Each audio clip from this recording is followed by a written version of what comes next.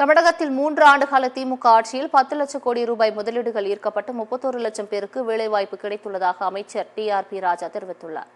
நெல்லை மாவட்டம் கங்கை கொண்டான் பகுதியில் அமைந்துள்ள தொழிற்சாலைகள் மற்றும் புதிதாக அமைக்கப்படும் தொழிற்சாலைகளை தமிழக தொழில்துறை அமைச்சர் டி.ஆர்.பி. ராஜா நேரில் பார்வையிட்டு ஆய்வு செய்தார்.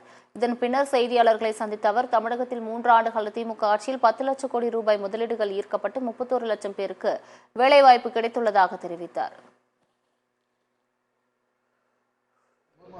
மூன்றே ஆண்டுகளில் 10 லட்சம் கோடி, ஏறத்தாழ 10 லட்சம் கோடி, 9,64,000 கோடி முதலீடுகளை ஈர்த்த முதல்வர் மாண்புமிகு தமிழ்நாடு முதலமைச்சர் அவர்கள் 31 லட்சம் பேருக்கு, ஏறத்தாழ 31 லட்சம் பேருக்கு வேலைவாய்ப்புகள் உருவாக்கி இருக்கிறார். இதற்கு மேல உங்களுக்கு என்ன வேணும்? இன்னும் நிச்சயமா இது, அதுவும் இல்லாமல் இது செஞ்சுட்டு இது வெறும் துவக்கம் தான் என்று கூறியிருக்கிறார். இது வெறும் துவக்கம் தான்.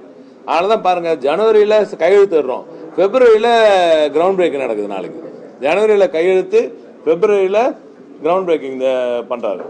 அந்த ஸ்பீடு பாருங்க, அதுதான் மாண்புமிகு தமிழ்நாடு முதலமைச்சர் அவர்களோட ஸ்பீட். அந்த வேகத்தில் தமிழகம் மிகப்பெரிய வளர்ச்சியை நிச்சயமா காணும்.